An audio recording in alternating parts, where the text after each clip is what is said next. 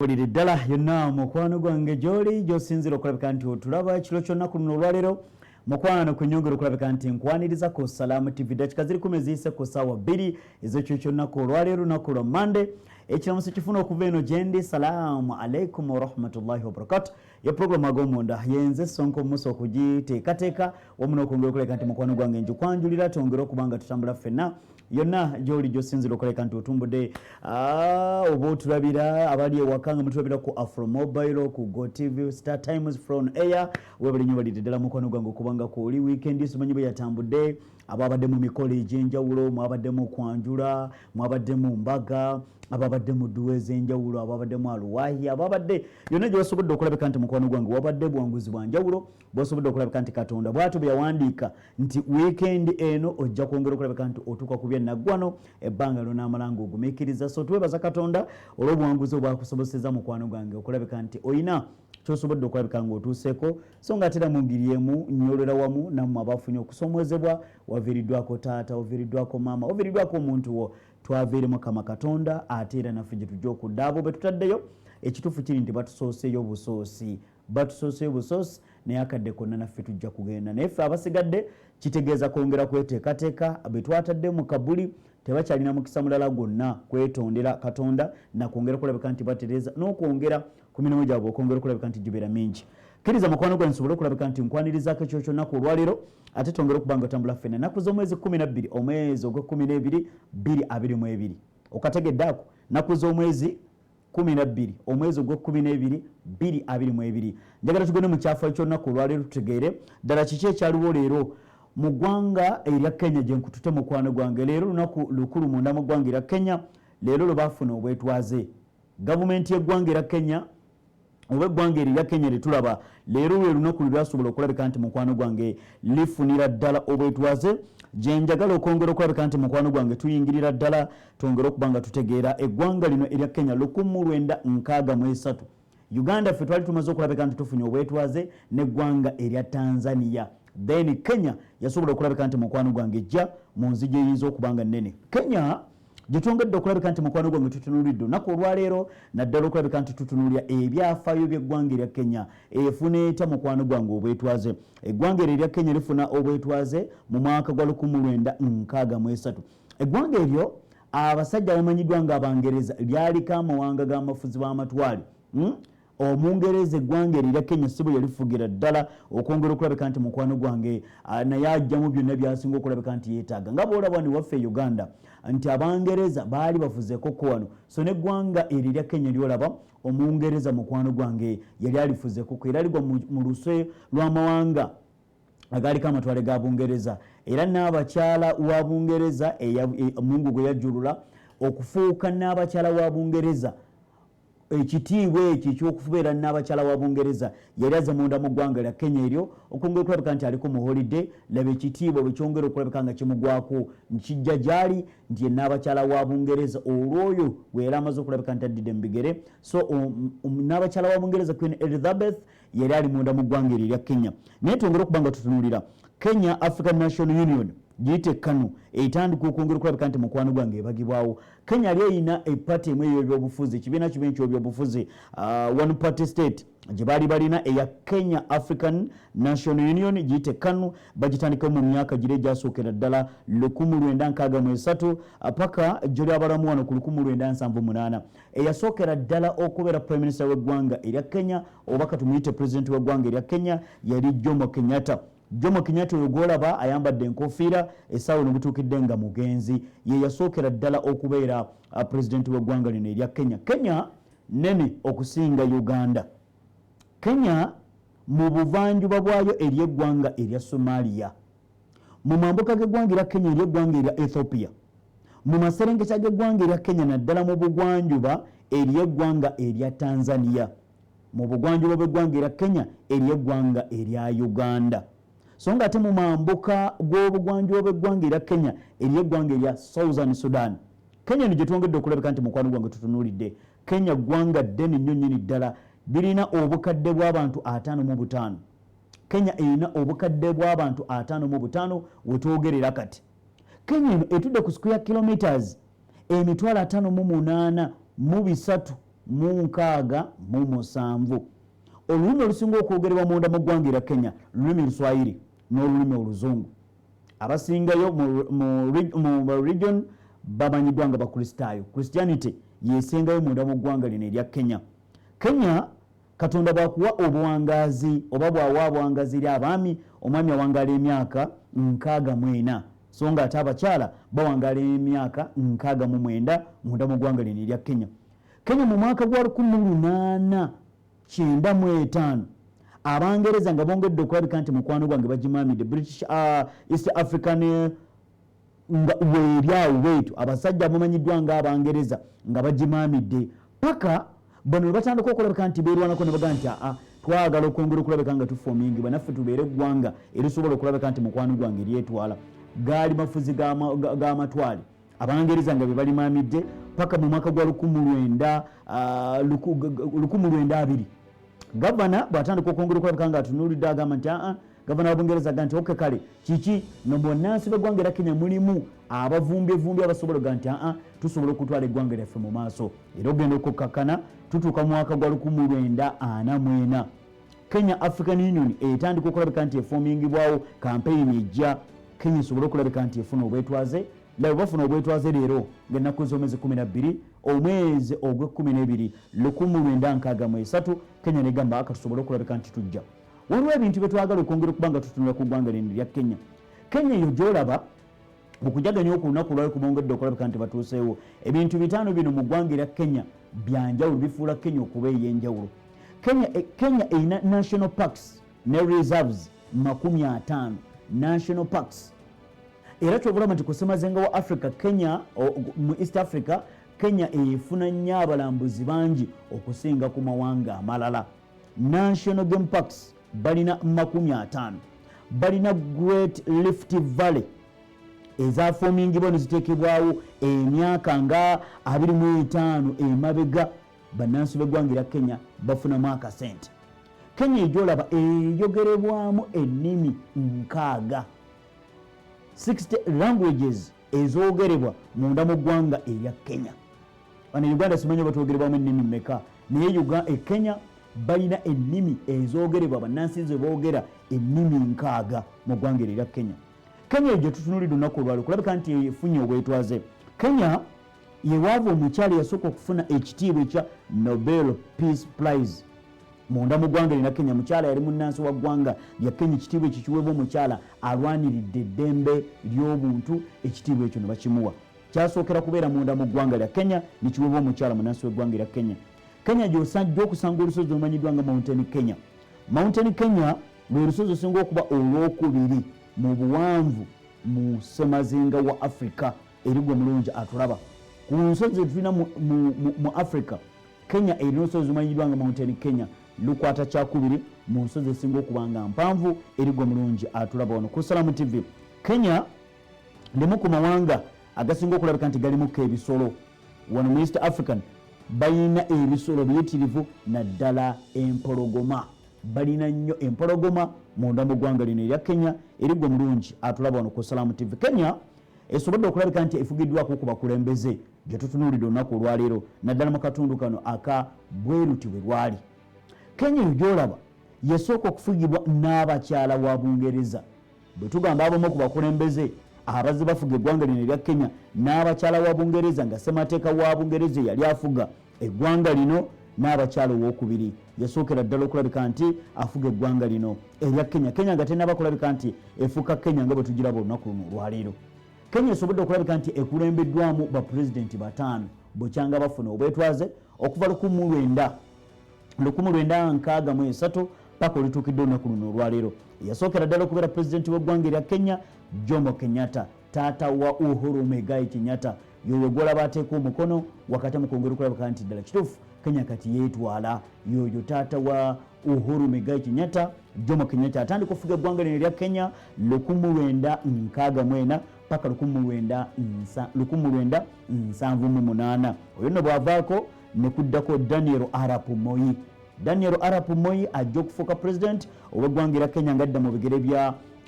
Jomo Kenyatta. Ajja mu 1978 paka mu mwaka gwa 2002. Jomo Kenyatta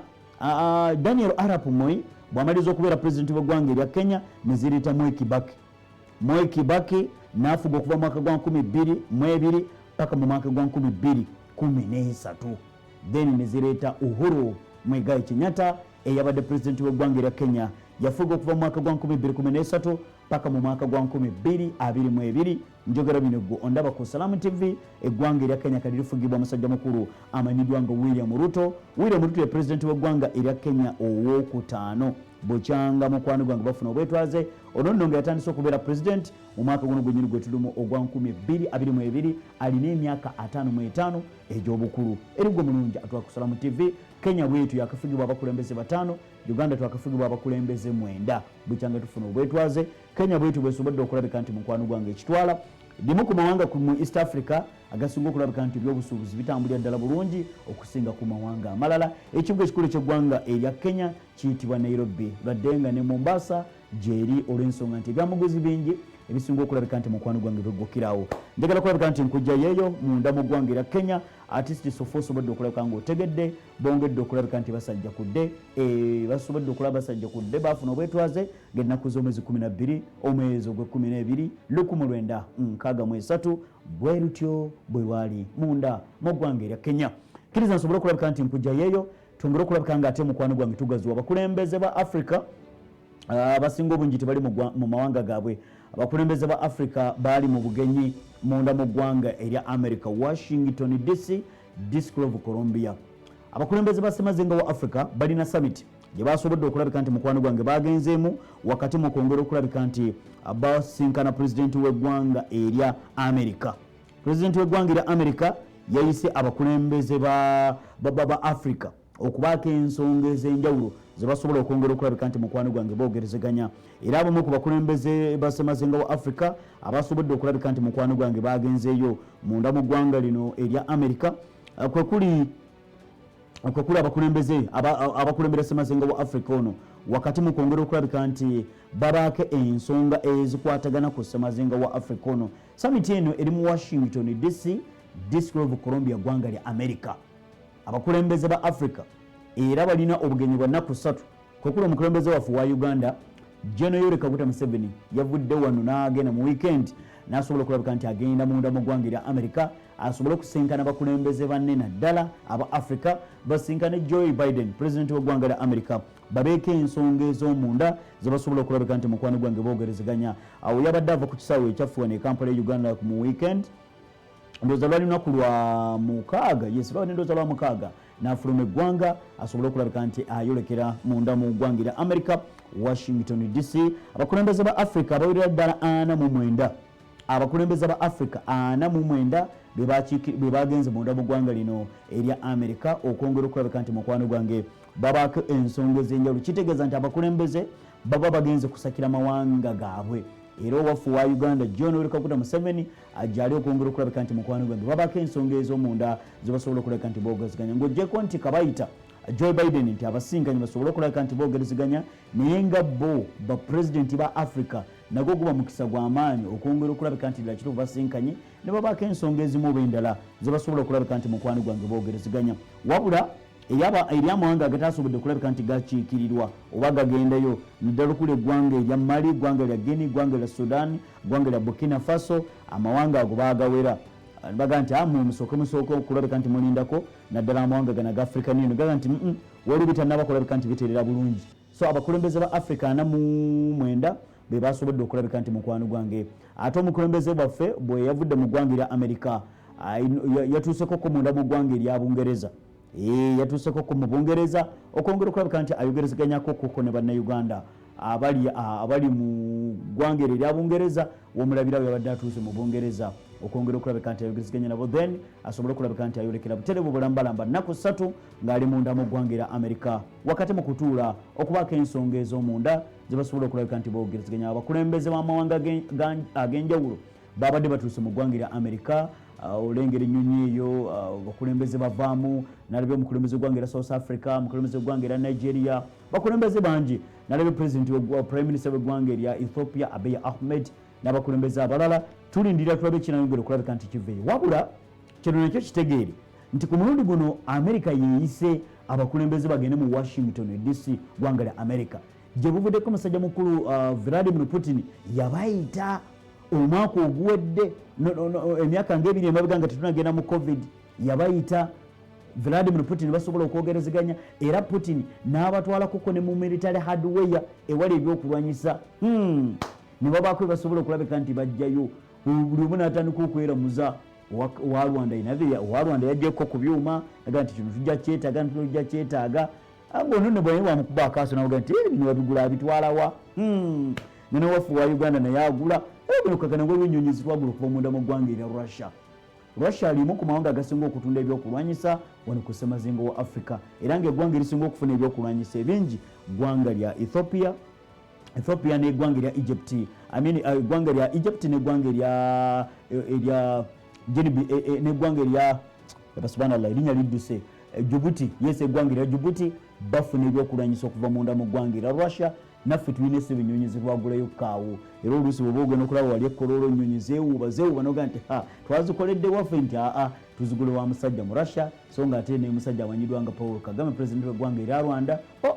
naye akaddasa n'agenda n'agulira ddala eyo ennyonyi so kaakati abakulembeze ku mulundi guno oyo gwolaba ayambadde enkofira pulezidenti w'eggwanga erya Nigeria Muhammadu Buhari ng'atuuka munda mu ggwanga erya America Washington DC District of Columbia kkiriza nkujjayo ate tongera okulabika nti mukwano gwange tutambulira ddala tusobole okulabika nti nkujjayo abakulembeze tubaleke basobole okulabika nti bateeseza amawanga gaabwe so ate n'okulya ku bicepere gwe ate munna banaalya mberenge nga baliye mu America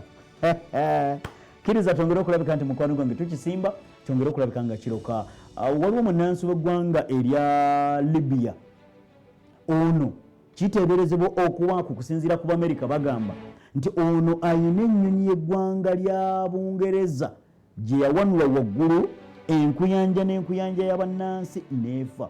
abantu mu mwaka gwa 1988 waliwo munnansi w'eggwanga erya Kenya omunnansi w'eggwanga erya Libya eyakuba ennyonyi ya Bungereza eyalimu abantu n'abantu ne bafa akati ogenda okukakkana kukusinziira ku muligo tufuna ennyonyi emanyiddwa nga Lokobi abasajja bagikuba abamanyiddwa nga aba Libya kakati bano okunoonyereza kubadde kujja kukolebwa enkya n'eggulo okunoonyereza kuno abaali emabega w'okulabika nti bakuba ennyonyi Pan M flight 13 Lokobi yali eva mu ggwanga lya Bungereza esobola okulabika nti mukwano gwange etambula ng'etissa abantu ne bagikuba nga yakava wansi ku kisaawe okwambuka waggulu mu bengula ogenda okwakkana ng'ennwe z'ensongebwa mu bannansi b'eggwanga erya Libya Boeing 747 ng'ennaku z'omwezi 21 Desemba 1988 abantu 207 baafa abaali mu nnyonyi bonna ne bafa mu ggwanga erya Bungereza ennyonyi yakubibwa ogenda okukkakkana nga kiteeberezebwa nti Abdul Bast omu ku bannansi b'eggwanga erya Libya yali emabega w'okulabika nti awanula ennyonyi eno waggulu mu bwengula omwaka 1988 okunoonyereza kugenda maaso n'okubanga kukolebwa mu mwaka gwa 2021 kwayongera okulabika nga kutegeeza nti waliwo abantu abaali emabega abantu bano okwongera okulabika nti battibwa era ogenda okukkakkana kati omu ku abo abaali bateeberezeddwa okuba nti yali mabega w'okuba ennyonyi eno ne bamukwata mu kumukwata baali bamusibidde yeebake mu bunkomi obulamu bwe bwonna wabula mu mwaka gwa 2012 bwe baali basibye obulamu bwe bwonna bagenda okizuula nga alina obulwadde obwa kansa ne bagamba nti akatumute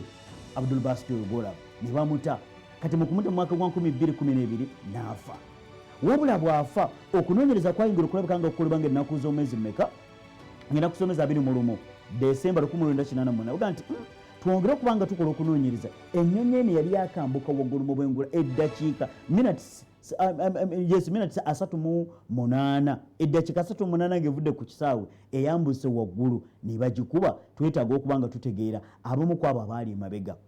ng'ennaku z'omwezi 13 Novemba 1991 America ne Bungereza ne batandika okukola okunoonyereza ne bakiraga nti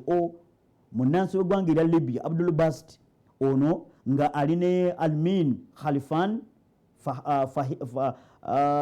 Fahama bano abasatu baali emabega okukuba ennyonyi eno nefiiramu abantu 270 era America netandika okulabika nti ekola okunoonyereza nebaga nti ono munnansi w'eggwanga lya Libya abamu bano tulekeddwa okulabika nga tubawenja. America neyongera okulabika nti mukwano gwange ebawenja. Kakati ag'omunda gongera okulabika nga gafulumi nga gatutegeeza nti omu ku abo abaali emabega w'ennyonyi eyo okulabika nti etirimbula abantu abo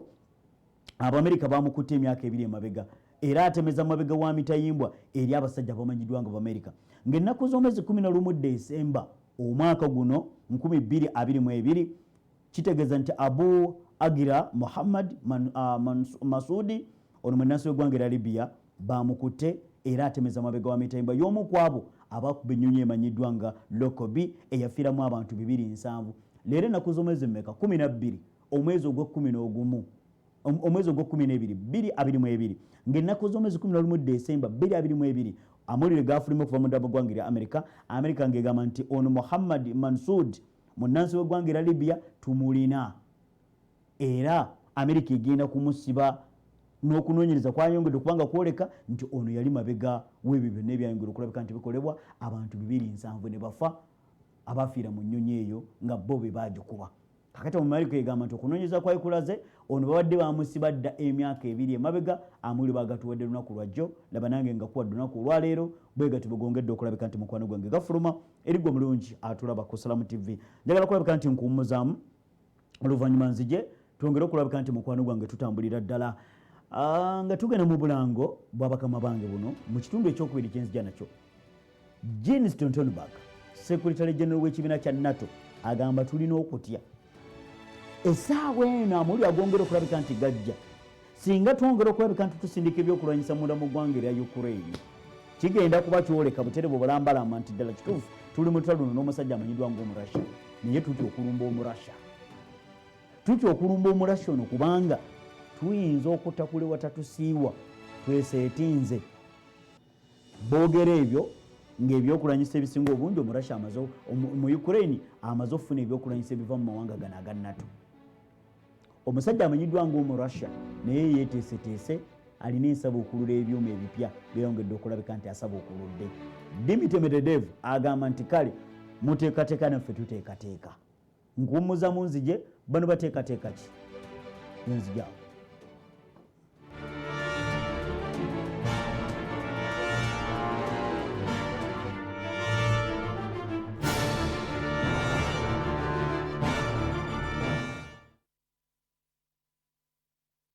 Sasulira akasimu k'ekirooto kyo mpola mpola. Funa essimu y'ekirooto kyo leero ng'osasula mpola mpola okutandikira ku nnusu 14 n'ofuna data ow'obwerere okumala omwaka. Essimu zonna kugirako MB za 5 buli lunaku okumala emyezi 12.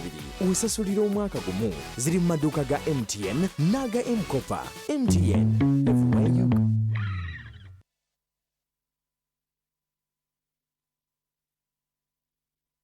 Omubisi gw'enjuki omutuufu gwe guguka oguba gujjudde ekiriisa eky'amaanyi nga mulimu n'emigaso egy'obutonde egiyamba ennyo abantu. East African Organic Honey gwe mubisi gwokka omutuufu ogutatabuddwamu kintu kyonna era oguli original okuviira ddala mu njuki muwoomu ng'era gujjudde emigaso ntoko. Funa East African Organic Honey mu bipimo ebya liita emu, grams 5, grams 3.5, 2.5 ne grams 100. Gw'omusuubuze gusanga e Kampala mu maduuka gonna ag'omu kikuubo. Ate mwabakamukamu mwefunire East African Organic Honey mu matundiro gonna mu ggwanga. Okumanya ebisingawo kuba ku 0702 736 39 04 ne 0773 51 77 11. Tomala gagula buli mubisi gwa njuki gula ogugukka okuwandiikiddwako East African Organic Honey. St. Chizito High School, Namugongo, is a mixed day and boarding secondary school offering high academic standards with O and A level with state-of-the-art facilities. We aim at equipping students with practical skills in a bid to solve unemployment, like fish farming with the Fish Festival, smart and urban agriculture, art and craft, paver makings, chicken rearing, rabbit rearing, bakery and cookery, mushroom growing, waste to energy recycling, brick making, charcoal briquettes. Admission Admissions are in progress from Senior 1 to Senior 6. Visit us at the Holy Grounds of Namugongo, next to the Uganda Martyrs Shrine. St. Kizito High School, Namugongo. Let your light shine. Weduka Wanyisebo baye binazi yesebo ompeyo buza sebo na majani yesebo yangu ya meka 10 ompira kwatandise dda watandise dda kweleka meka leka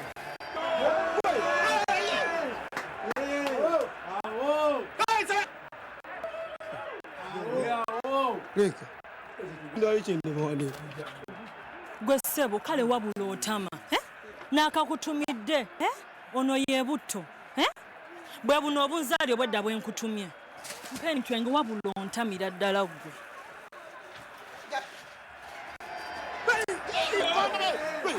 Download the DSTV app and watch all 64 World Cup matches on your device, anytime, anywhere.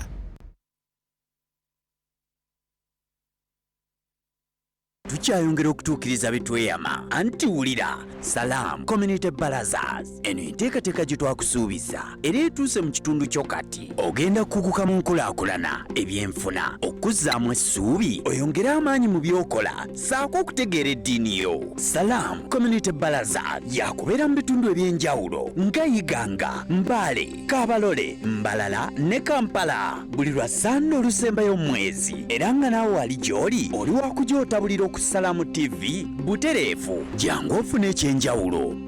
gwenywerera bunywerezi wano wennyini ku Salamu TV olutimbiro olw'emirembe.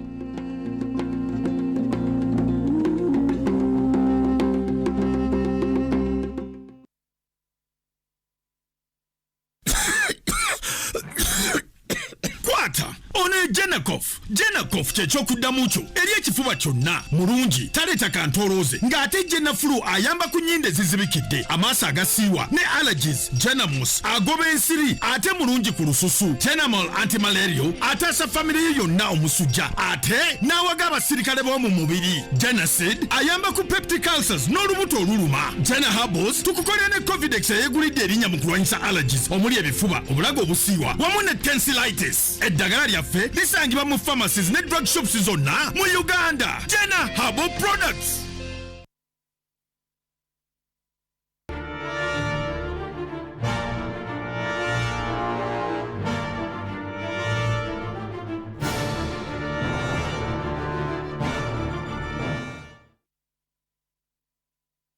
Wobulire ddala kukkiriza kuba nti mukwano gwange tukyatambula ffenna ku Salamu TV oli mulabe mulungi ebbanga lyonna lyomalanga mukwano gwange okkiriza tube nga tutambula ffenna tuwerabira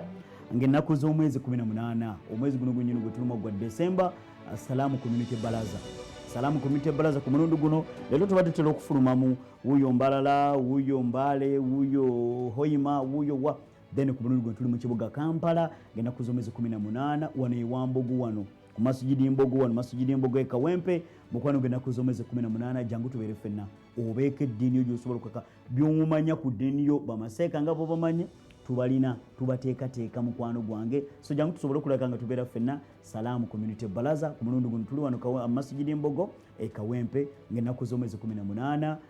December 2022 tujja kubeera ffenna ku mulundi guno wakati kwongera okulabika nti ate tunyumya mukawo mulungi alaba Salamu TV n'okubaako byetwongera okubanga tuyiga ku ddiini yaffe ey'obusiraamu. Kkiriza akadde kwongedde okulabika nti katambudde abasajja abamanyiddwa nga bannatamwanga agegatya mu mukago gwa North Atlantic Street Organization giyite NATO bakulembera bamuyita Jean Stoltenberg avudde n'okwongera okulabika nti mukwano gwange alinamuko okutya banditandika okulabika nti bameramukko akatengo amawanga 30 agongedde okulabika nti mukwano gwange geteekateeka wakati mu kwongera okulabika nti gakuba omusajja amanyiddwa ng'Omurussia kati amuli getongera okubanga gatufuna boss amanyiddwa nga Jean Stoltenberg agamba nti tufunye okutya tuyinza okulabika nti mukwano gwange tulumba eggwanga lino erya Russia naye repercussions eziyinza okuvaamu tuyina okubanga tumaze okulabika nga tweteekateeka tetwetaaga direct confrontation wakati w'eggwanga erya Russia n'eggwanga n'amawanga ga west naddala mu lukalu lwa Bulaaya batandise okulabika nti mukwano gwange batunulira. Jean Stoltenberg Secretary General agamba nti waliwo okutya eri amawanga agegatya mu mukago ogwa NATO ennumba gye tuyinza okwagala okulabika nga tugwinamu munda mu ggwanga lino erya Russia okulumba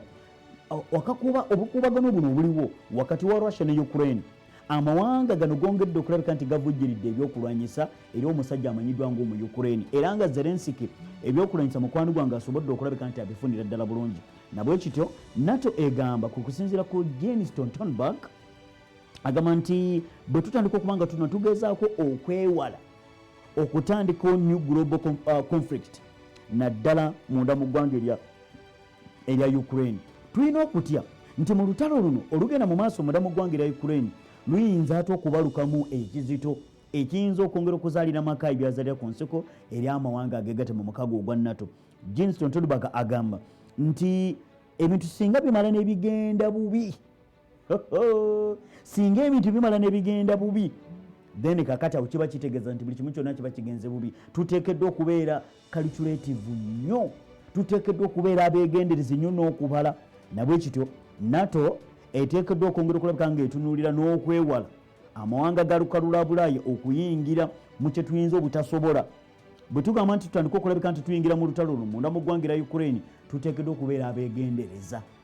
Jens Stoltenberg agamba nti America n'amawanga amalala okulabuna kuno kubadde kujja kubeerawo eri omukulembeze w'eggwanga erya Russia Vladimir Putin nga agamba singa mwongera okusindika ebyokulwanyisa ebya nuclear then naye ajja kulabika nti abaako waakwata. Era ajja buvuddeko Putin yalabula n'agamba nti bwekinaba kyetaagisa tujja kukwata ku mukka ogw'obutwa, tujja kujjayo n'ebyokulwanyisa ebya nuclear kubanga ebyo bye tusuza mu arsenals zaffe mu byokulwanyisa. Kati amawanga ga NATO gagamba tumaze okulabika nga tulina amagi ge tusobodde okulabika nga tuyungudde munda mu ggwanga erya Ukraine. Tugezaako okulabika nga tumonitalinga ne Ukraine butya bweyongera okulabika nti ekozesaamu ebyuma. Amawanga ga NATO naddala Abamerika baasindika ebyokulwanyisa munda mu ggwanga erya Ukraine ebisobola okulabika nti ddala kituufu bituuka mu matwale g'omusajja amanyiddwa ng'omu Russia. Gye buvuddeko omusajja amanyiddwa ng'omu Amerika yagambye naddala omwogezi amanyiddwa nga John Kibri yagambye nti bannange nti ebyokulwanyisa ebyo bye tusindise mu ggwanga erya Ukraine tekitegeeza nti twagala kulumba, wabula tugezaako okumonitaringa okulaba nga Ukraine mbu tekuba mu matwale g'omusajja amanyiddwa ng'omu Russia. Tutya confrontation n'omusajja direct confrontation n'omusajja amanyiddwa ng'omu Russia. Abamerika bagamba nti tutya direct confrontation nti butale bwe bulambalamba singa bukya ku makya Russia neyongere okukyaidentifyinga nti ddala kituufu ebyokompola bino emizinga gino givudde mu basajja gyakolebwa nga gy'abasajja Abamerika then kiba kitegeeza butale bwe bulambalamba muli mu lutalo. Kati amawanga gagamba nti emitwalo 4 mirambo egy'abapiganagi mu buvanjuba bw'eggwanga erya Ukraine gali awo gatevunyanga mu nyeera ku ggumba. Kati abasajja bagamba nti ebyokwerinda byongedde okulabika nti mukwano gwange byumiddwa. Nabwe kityo tugezaako okulabika nga twewala ekiyinza okulabika nga kijja. Agamba beewala ebyokulwanyisa byongera kulabika nti mukwano gwange bijja. Russian Foreign Minister Sergei Lavrov gye buvuddeko yongera okulabika nga ategeeza nga agamba nti NATO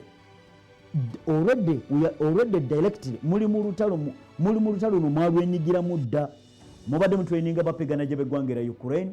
mubadde mukola kyonna ekisoboka. Ennyonyi ze mubadde muleeta essaawa eno temuyinza tugamba nti mu lutalo luno oli mu kutraininga. Training tali ya lunaku lumu, kitegeeza amagye gammwe gaatuuka dda munda mu ggwanga erya Ukraine. Mmwe bwe tuli mu kulwanagana nabo essaawa eno mwekwasa nti muli mu kulwana n'omusajja amanyiddwa ng'omuki n'omusajja amanyiddwa ng'omu Ukraine. America tukimanyi mu lutalo luno mwalwetabamu dda. Embeera bwetu bweri. Jens Stoltenberg Secretary General wa kibiina kya NATO bw'atyo bw'agamba. Kakati njagala kukujjayo eyo tugende eri ku side y'omusajja amanyiddwa ng'omu Russia. Russia ye agamba ki? Eyaliko pulezidenti w'eggwanga era Russia Dmitry Medvedev tazannya. Dmitry Medvedev agamba nti tumaze okwongera okulabika nga tuyiteekateeka bye tuteekateeka ebyo Ssonko Musa byolaga abantu ku Salamu TV tubiteekateeka tulina Abamerika n'amawanga ga NATO mu birowoozo. Yenna ayagala okulabika nti atakulewa tamusiwa dozi tumaze okuba nga tugiteekateeka. Oyo gwolaba ali mu makkati bamuyita Dmitry Medvedev. Va ku ono owasooka wakubiri naye owokusatu oyo bamuyita Dmitry Medvedev. Bulijjo oluusi ntera okugamba negamba nti tujja kuyingira munda mu bisenge by'amakalo g'entalo. Mukwano gwange omulungi atulaba ku Salamu TV awo tuli munda mu bisenge by'amakalo g'entalo. Omukulu bamulaga ebimu ku byuma bye balina na butya bwe kisobola okulabika nti mukwano gwange tukola. Oyo bamuyita Dmitry Medvedev golaba makkati oyo. Dmitry Medvedev tazannya era ye muli yeewulira amawanga agaganata agamba tusobola ojjukuba ewaluma okulemera artisti twonoona.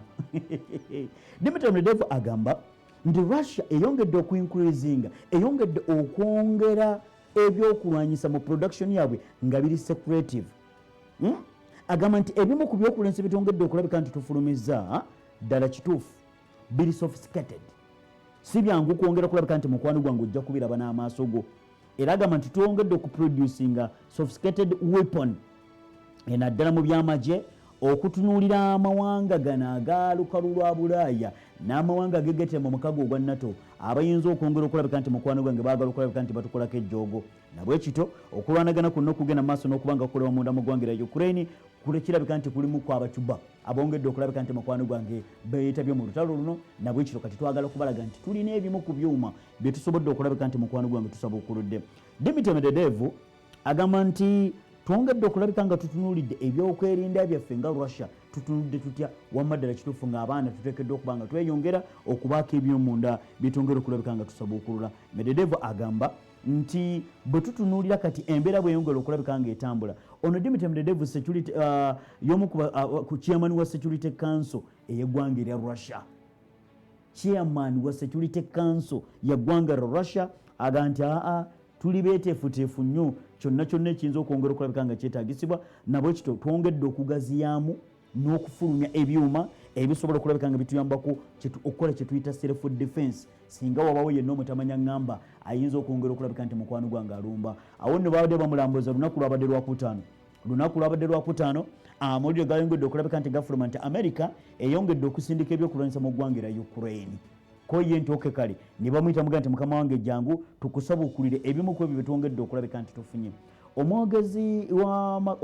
wa Ministry of Finance bakunkolagana n'amawanga amalala amanyiddwa nga Maria Zakharova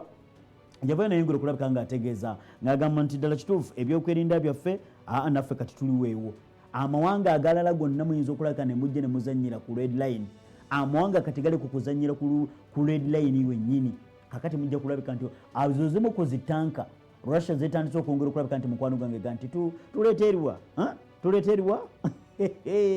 tuleeterwa ziizo ezimu ku Russia zesobodde okulabika nti mukwano gwange erina munda mu bisenge by'amakolero ag'entalo. Kakati no munnange embeera bwetu bweyongedde okulabika nti ejja erigwa mulungi atulaba wano ku Salaamu TV. Kakati njagala kwongera okulabika nti eyo nkujjayo because ezo zimu ebyuma bya musajja amanyiddwa ng'omu Russia ebyo abyesigira nno nnyo nnyini ddala wakati mu kwongera okulabika nga ddala aga nti yes ddala kituufu ekyo bwe kiri. Eyo kankujjeyo omusajja amanyiddwa nga America atandise okwongera okulabika nti afuna akasajja ku mutima. America yafunye akasajja ku mutima atya agamba kitandika kitya. Amawulire ag'omunda ku kusinziira ku musajja omu Russia agamba nti twafunye amawulire agongera okwoleka nti omusajja amanyiddwa ng'omu Iran mu lutalo luno olw'eggwanga erya Ukraine mwali. Omumerika agamba nti ebyokulwanyisa ebiva munda mu ggwanga erya Iran biteeka buterevu bulambalamba munda mu ggwanga erya Russia n'abikosa munda mu ggwanga erya Ukraine. Kino kyalumye Omumerika n'awulira nga muli awulira ekintu ekimunyiginya aga nti kitandika ddi. Jjukira go gali amawanga 10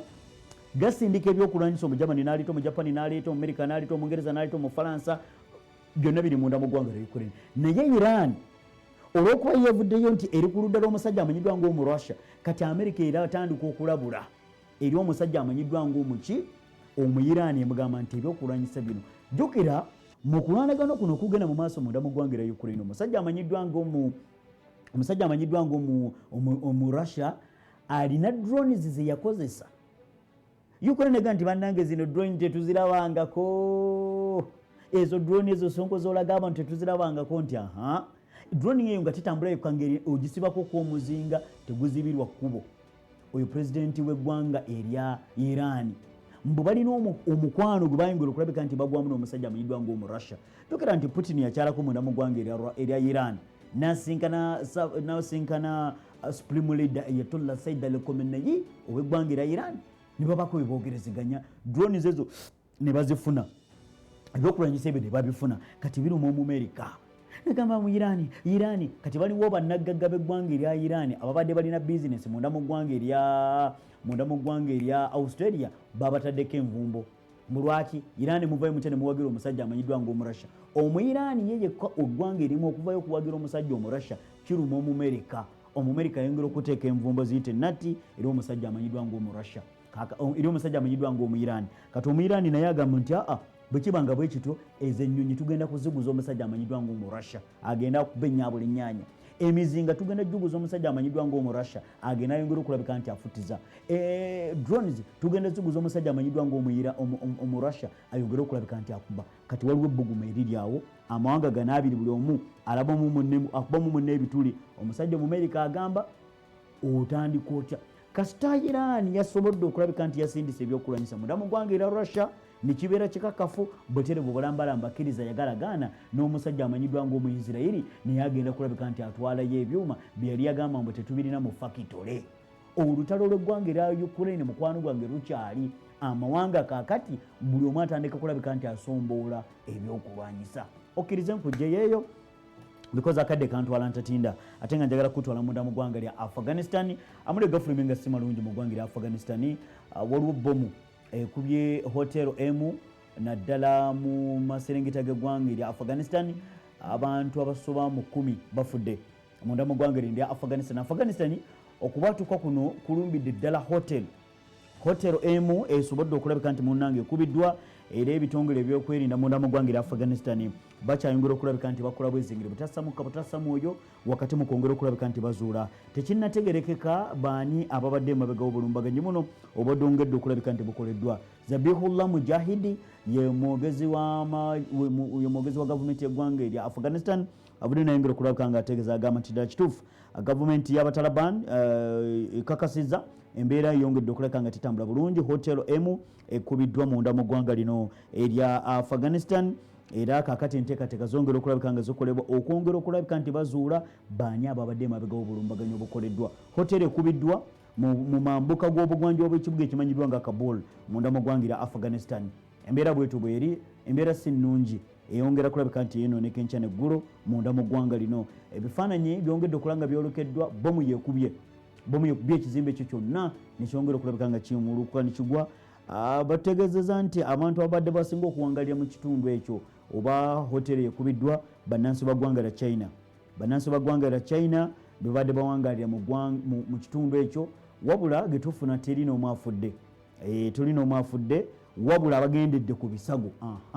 abagendedde ku bisago abasoba mu 10 bebali mu kupooca kati bebali mu kupooca kusinziira ku mawulire getongera okulabika nti tufuna abapooca n'ebiwundu basoba mu 10 sofa tekuliko mufolena afudde kubana bannansi b'eggwanga erya China abadde bawangalira ku hoteri yekubiddwa munda mu ggwanga lya Afghanistan ogimanyi enkya neggulu ebeera mu zibbomu kibwatuuse ABCD kati embeera bwetu bweri mu ggwanga eryo bukyanga abatalabani bajja babadde tebannaba kulabika nti bafuna obulumbaganyi obw'enjawulo obungi olw'ensonga nti luli emabegako bwe bali mu buyeekera then ng'ate nga gavumenti ya Ashraf Ghani eri mu buyinza naye sofa essaawa eno kati bwe bali mu buyinza tetunnategerekeka tewannavaayo kabinja konna kagamba nti ffe tubadde emabega w'obulumbaganyi obwo obukoleddwa ku ggwanga erya Afghanistan kkiriza naye nkugjeyo tugende mu katundu akamanyiddwa nga manyabino mu katundu kano akamanya bino njagala kulabika nti nkusiibula nako tutunuulidde eggwanga erya Saudi Arabia mulundi uno olwalenaku olwaleero Saudi Arabia tusobola okulabika nti mukwano gwe twagala ogikomekereza naddala Vision 2030 Saudi Arabia eyongedde okulabika nti etunuulidde obutonde bw'ensi obwo bw'eggwanga erya Saudi Arabia naddala kukikwatagana nti ggwanga lya ddungu naye beetaga green baagala okulabika nti bakuuma obutonde bw'eggwanga erya Saudi Arabia okulabika nti ddala efuuka eggwanga erya green baagala mu nteekateeka gye balina Vision 2030 bagenda omwaka ogwo gwenda okutuuka nga Saudi Arabia artisti ebitundu ebisingira ddala bisobodde okulabika nti mukwano gwange birimu green. Saudi Arabia egamba nti eyagala okwongera okusikiriza abagenyi oba yes abagenyi abajja okulambula mu ggwanga lya Saudi Arabia okuva mu mawanga ag'enjawulo bajje nga waliwo green alabibwako era ensimbi empitirivu Saudi Arabia zegenda okulabika nti mukwano gwange evujjirira okuteekamu okulabika nga ddala kituufu Saudi Arabia ekyuka okutunuulira obutonde bwabwe bubenga ddala kituufu bwebwo then n'okwongera mu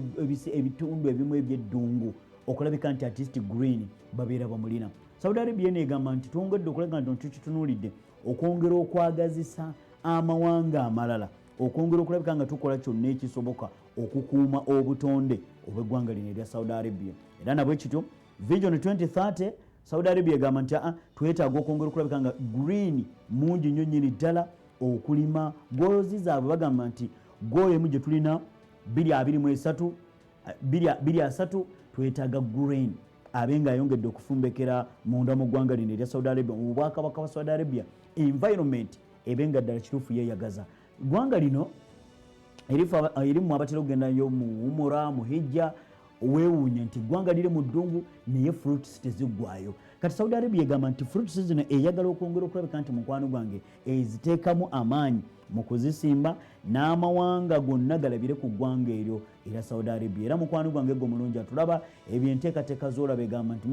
twetaaga ka green ako omuntu ajje nga alabawo enkyukakyuka yeewuunya eggwanga lino eriri mu ddungu lisobola kulabika nti mukwano gwange lirima litya nga bw'olaba nti eggwanga erya Egypt liri mu ddungu naye ewasinga okulimibwa apple zitusinga okuwoomerwa wano apple eggwanga erya Egypt limu ku mawanga mukwano gwange enkuba erwawo okutonnya amazzi gano agafa ag'omugga River Nile ge basinga okubeesingirako naye bafuba nga bwe basobola ago amazzi amatono ge balina ne basobola okuleka nti bakyusa ensi yaabwe tunuulira eggwanga erya Libya ku mulembe gwa Muammar Gaddafi ggwanga lya ddungu naye yasobola okuleka nti asima payipu y'amazzi okuviira ddala ku nnyanja epampe ng'esobola okuleka nti munnansi w'eggwanga erya Libya afuna amazzi ku bwereere ggwanga liri mu ddungu kati naabo bagezaako okulabika nti mukwano gwange basimba basobola okulabika nti bafukirira beetaaga Green Vision 2030 Saudi Arabia mukwano gwange bwetu bweri njagala okulabika nti olunaku olwaleero mukwano gwange njerekerezaawo ate tujja kulabika nti ate olunaku lw'enkya tusaba okululamanya bino tutegeere ebintu ebyenjawulo eri gwe omulungi atulaba wano ku Salamu TV sobola gaza okusingako wano okujja kukwebaza ttiimu enene gyesobodde okukola nayo Haji Musin abadde wano ku kamera kulabika nti embeera zitambuliza ddala bulungi kwete Kasibu Hassani okutematema ebifaananyi ebyo Akram n'abeera mu control room okulabika nti mukwano gwange ondaba nga bwe ndabika nti mukwano gwange nfaanana kulwa ttiimu enene eyo sisobola gaza okusingako wano wabula nkwebaza obadde mulabi mulungi okuva gye natandikidde paka kati kuva ku Monday paka ku lunaku olwokuna buterebu bulambalamba tubeera naawe malusu nadde okuli yenze Ssonko Musa nkwagaliza ekiri kirungi salamu alaikum warahmatullahi wabarakatu tusenkane olundi akuume